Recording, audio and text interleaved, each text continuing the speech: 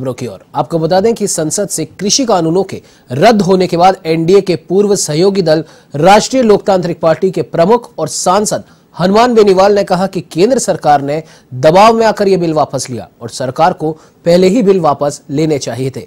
बेनीवाल के मुताबिक सरकार को अब एमएसपी गारंटी कानून बनाना चाहिए। बात करने के लिए मौजूद है राजस्थान से लोकसभा सांसद हनुमान बेनीवाल जी। सर, बहुत बहुत स्वागत है आपका इवन टीवी पर। कृषि कानून की अगर हम बात करें सर, तो दोनों सदनों में ये कानून वापसी का जो बिल था वो इस पर जो है मोहर लग चुकी है। कैसे देख रहे हैं आप इस तीनों कृषि कानून को और किसानों को साथ ही साथ, क्योंकि किसानों की अगर हम बात करें तो उनका कहना था कि हम तभी जाएंगे जब ये बिल जो है पूरी तरीके से सदनों में वापस हो जाए। ये सही बात है। किसान संगठनों ने आंदोलन की शुरुआत करी थी। पंजाब से आंदोलन चला, हरियाणा, दिल्ली, उत्तर प्रदेश और तमाम 4 स्टेट के साथ साथ राजस्थान के अंदर भी राष्ट्रीय लोकतांत्रिक पार्टी ने इस आंदोलन किया और शाहजहांपुर बॉर्डर को जाम के मैं खुद स्वयं 60 दिन सड़क पे धरने पे बैठा था और हमारी मांग थी तीनों कृषि कानून समाप्त किए जाए। तब बिल सस्पेंड करने की बात थी, हम रिपील की बात पढ़ रहे थे। तीनों बिल किसान हितों में वापस लिए जाए, सरकार रिपील करे और खरीद जो उपज एमएसपी खरीद गारंटी का कानून बने लोकसभा के अंदर। ये हमारी डिमांड थी। बिल सरकार ने आज रिपील कर दी लोकसभा और राज्यसभा के अंदर, लेकिन ये किसानों की जीत है। हम एनडीए के हमारे जैसे उन सहयोगियों की जीत है जिन्होंने सत्ता को ठोकर मार के अपने भाइयों का, किसानों का साथ दिया।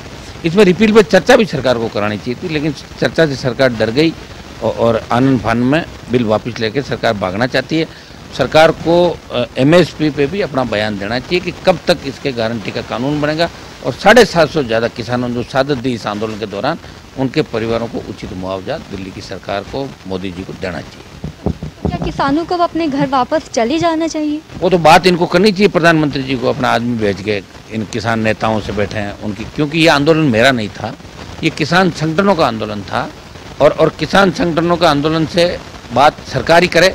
और अगर इनकी मांग एमएसपी और मुआवजा है 7.5, जो हमारी भी मांग है पार्लियामेंट के अंदर भी हम करेंगे, कर भी रहे हैं लगातार लंबे समय से, कोई सा भी सत्र चला। तो मेरा इसके अंदर यही रहेगा कि सरकार को अब जीत छोड़ के किसानों की सारी मांगें जल्दी मानी चाहिए, क्योंकि किसान रुकेगा नहीं और न झुकेगा, क्योंकि सरकार, किसानों ने सरकार को झुकाया।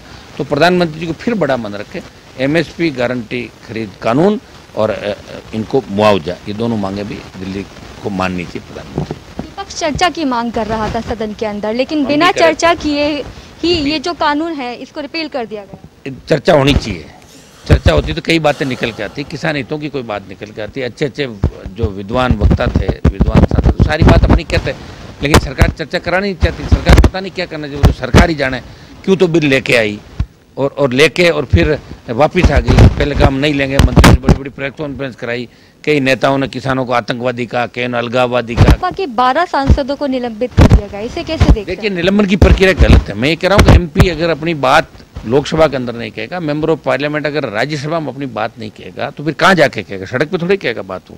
सड़क पर अगर कहो तो फिर राज्यसभा और लोकसभा का सत्र क्यों बुलाते हो?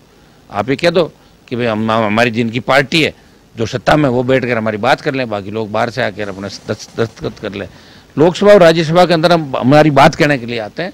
निलंबन कम से कम होने चाहिए। मान लो ऐसा कोई अपराध घटित हो जाए, ऐसी कार्रवाई हो जाए तो निलंबन होना चाहिए। तो मेरे साथ जुड़े हुए थे इस वक्त राजस्थान से लोकसभा सांसद हनुमान